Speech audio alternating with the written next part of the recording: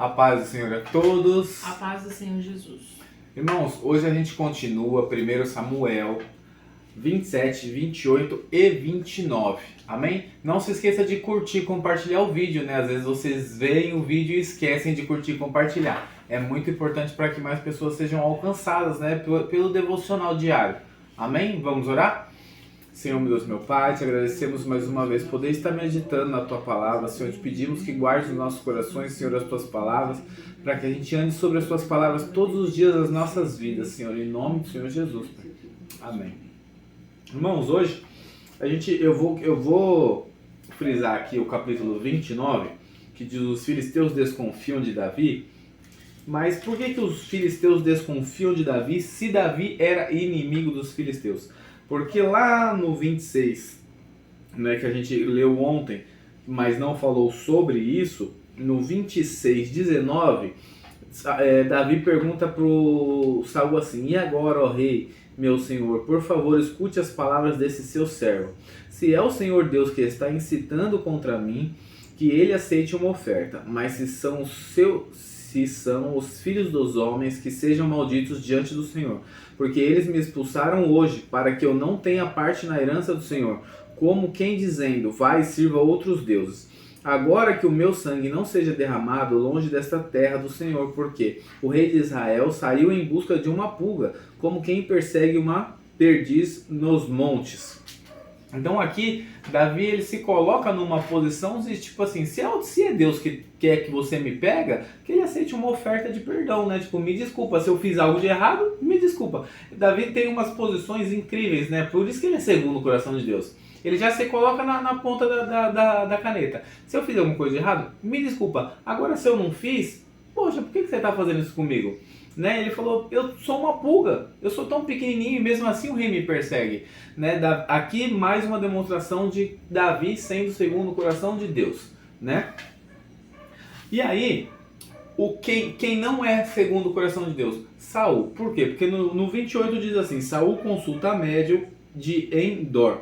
E aqui Saul, ele vai, como ele consulta a Deus, ele faz jejum, e ele vai para o sacerdote e Deus não responde ele vai lá e faz aquilo que o Senhor falou para não fazer, para não consultar necromantes ou pessoas que consultam os mortos, né? Então Saul vai lá e desobedece mais uma vez. A primeira lá ele foi, sacrificou, Samuel advertiu. Agora ele foi lá e foi consultar a mulher que fala com os mortos, se também era errado. O Senhor lá desde Números, Deuteronômios, desde Números, Deuteronômios, né? Desde Moisés, das leis, o Senhor fala: não consulte aos mortos. E Saul, o bocão, vai lá e consulta aos mortos, né? E aí, eu quero frisar no 29, o quê? Davi, ele não encontrou favor diante de Saul, né? Ele diz aqui para Saul, né? Eu sou uma pulguinha, quem me persegue e tal, e ali ele se reconcilia. Mas logo em seguida, Saul já vai perseguir ele de novo. Então Davi vai lá e foge para Gate, né? Vai falar com Ax de novo. Só que dessa vez ele não se faz de doido. Dessa vez ele vai são mesmo, né? Leva suas famílias, os seus valentes levam suas famílias. E ele fala pro rei, ele fala: rei, seguinte, lá eles estão me perseguindo, eles estão me maltratando, né? Então, né, deixa eu fazer aqui parte da sua tropa, eu luto por você e tal. E Davi estava lutando já 1 ano e alguns meses para Ax, né? E estava sempre vencendo, porque o Senhor era com ele. Porém, Davi, ele nunca tinha estado de frente com Israel, né? Ele nunca tinha ido contra o povo do Senhor, porque Davi não é bobo. Mas surge uma oportunidade. E a oportunidade, os filisteus estão indo justamente afrontar Israel, né? Que é justamente onde a necromante fala ali para Saul que eles iriam morrer até o dia seguinte. Só que Davi, ele vai, não sabemos até aí qual seria a intenção de Davi. Se era se virar contra Ax e acabar pegando a tropa pelo outro lado e achar favor diante de Saul, poderia ser isso. Ou de repente quebrar com a cara de Saul, porque ele já estava acostumado com Ax. Não sabemos, né? A Bíblia, pelo menos nesse contexto que a gente leu, não fala sobre. Talvez lá para frente a gente vai entender. Mas eu não creio. Ele teve 2 oportunidades e não matou. Exatamente, eu ia falar isso. Eu não creio que Davi fosse tomar essa posição, justamente porque ele teve as duas oportunidades e não matou aquele a quem Deus ungiu, né? Então, imagina ele lutando contra o irmão, contra o primo, contra Jonathan E contra o povo que ele seria rei, né? e contra o povo que Deus mesmo falou que ele governaria sobre, que o povo que aclamava ele quando voltava das batalhas, né? E os filisteus não bobos, eles olharam e falaram assim, mas esse aí não é o Davi, servo do Deus deles lá? Que quando ele entrava na cidade, o povo gritava, Saul matou milhares, mas Davi matou 10 milhares, o povo aclamava ele, e agora ele vai com a gente? E aí, a gente entende o seguinte, isso acontece diversas vezes desde Abraão. A gente vê que Abraão e Sara, eles até se refugiam no Egito. Deus depois ele usa José para mudar a vida da sua família e do povo através do Egito, né? E a gente vai entender que o Egito, ele às vezes ele é um local de refúgio, só que temporário, né? Então, Abraão sai do Egito com grandes riquezas, José entra no Egito e tem grandes riquezas porque é governador, porém, o Egito ele sempre vai ser inimigo, não tem como, o Egito ele sempre vai ser inimigo do povo de Deus, e eles acabam ali maltratando o povo. Aqui, Gate, os filisteus, sempre vai ser inimigo, tanto que quando eles saíram do Egito, Deus falou para Moisés que era para contornar no deserto, que não era para passar pela terra dos filisteus. Por quê? Para não ver guerra, para não ver isso, para não ver aquilo. Porque os filisteus são ruins. Então, justamente por isso que Deus manda dar a volta. Então, os filisteus também eram inimigos. Só que Deus permite que Davi fique ali um tempo para se proteger, para ganhar mais experiência de guerra, porque ele lutava por Ax, né? Mas quando chega aqui, o próprio inimigo olha e fala, cara, é o seguinte, aqui não é o seu lugar. Você vai arrumar problema pra gente. Aí eles batem de frente com o rei e falam, manda esse cara embora daqui, senão ele vai dar problema pra gente. E isso acontece nas nossas vidas, nas nossas jornadas. Às vezes o Senhor permite que a gente esteja com o inimigo, às vezes até lute as batalhas dos inimigos, mas tem uma hora que ele avisa, que ele fala assim, ó, eu vou tirar o inimigo da sua vida.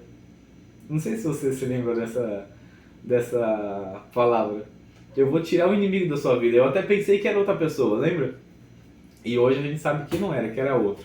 Mas a gente entende que Deus até permite que você lute do lado do inimigo, adquira as novas experiências, com o inimigo se responsabilizando pelos problemas, mas tem hora que o Senhor ele recolhe. E aqui era essa oportunidade. O próprio Ax, manda Davi embora, fala, não, você não vai lutar essa batalha com a gente, vai embora. E é justamente a batalha que nos próximos devocionais a gente vai ver, que é a batalha que Saul e Jonatas morrem. Só que imagina, se Davi estivesse lutando essa batalha, Saul ia encontrar Davi no meio da treta. Jonathan ia encontrar Davi no meio da treta, porque eles lutavam bem. Eles não iam, nas batalhas são divididos por esquadrões, né? Então a gente vê lá chefe de 100, chefe de milhares, chefe de 100 milhares. Então, primeiro é como um jogo de xadrez. Primeiro sempre vai os cavalos ali, eu acho que é assim que chama os cavalos. Lá atrás fica a rainha e o rei. Né? Então primeiro você perde o cavalo, você perde a torre. E na frente dele, no final, vem a rainha e o rei e dá o checkmate. Então, se ele fazia parte da proteção de Ax e Saul era o rei do outro lado, uma hora eles iam se trombar. E isso não ia ser certo diante do Senhor. Então, às vezes, Deus permite as situações que é para te tirar do meio do inimigo e falar que acabou seu tempo. Né? E Davi tinha uma outra responsabilidade lá, que amanhã a gente vai ver que a sua família estava sendo afrontada do outro lado, então Deus permite ele pular para o outro lado, até que ele tem que sair da rota aqui e ir lá para o outro lado, justamente para não passar mais perto da batalha. Então, você quer acrescentar alguma coisa? Não. Tem certeza? Pode acrescentar?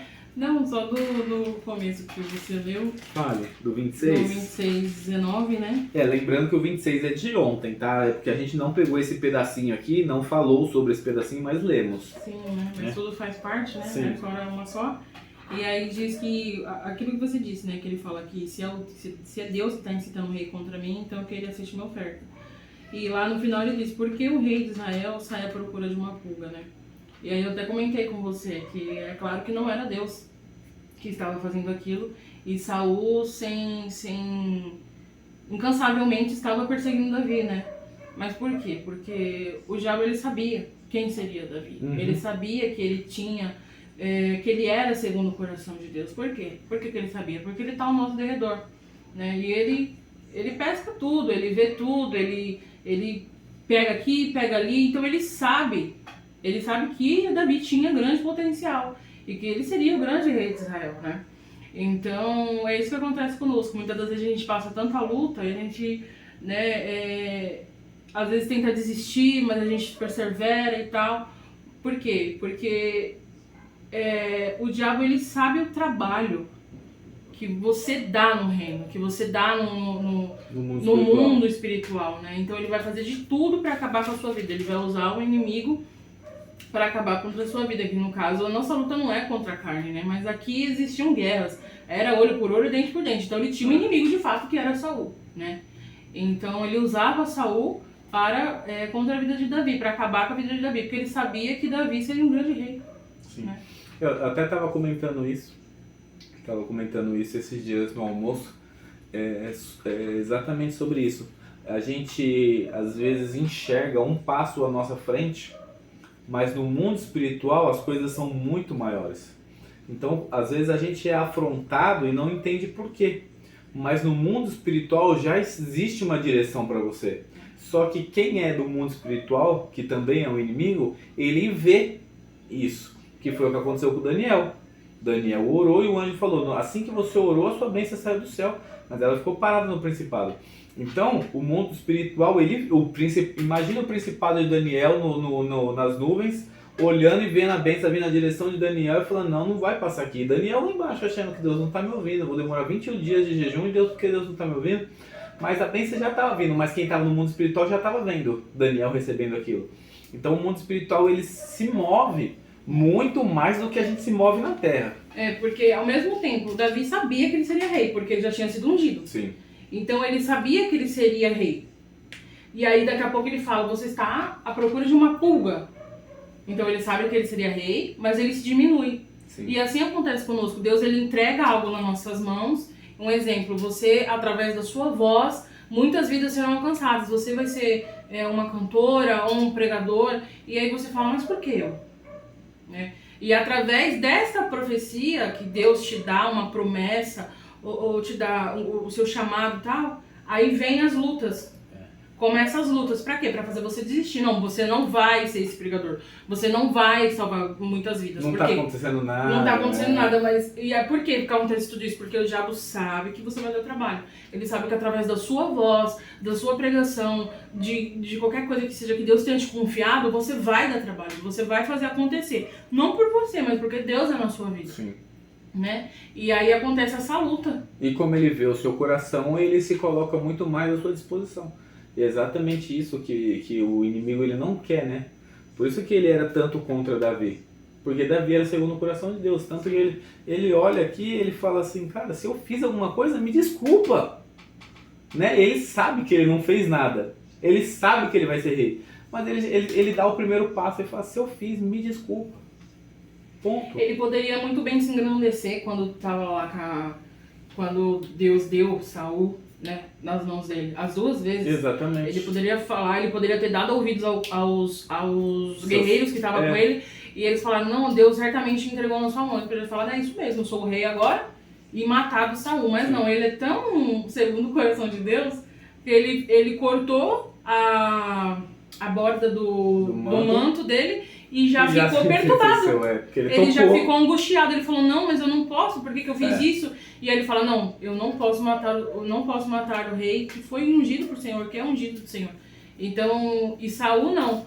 Do tempo que ele foi rei, ele se engrandeceu, ele se achou, ele fez o que achava que tinha que fazer, né? Então ele se cresceu, e Davi não, Davi sempre se diminuindo. Você vai ver aí nos Salmos que Davi sempre se diminui o tempo todo, né? Então essa é a diferença, ter um bom coração. Ter um bom coração. E como dizia Salomão, filho de Davi, o princípio da sabedoria é o temor do Senhor. Que é exatamente o que Davi tem, o temor do Senhor.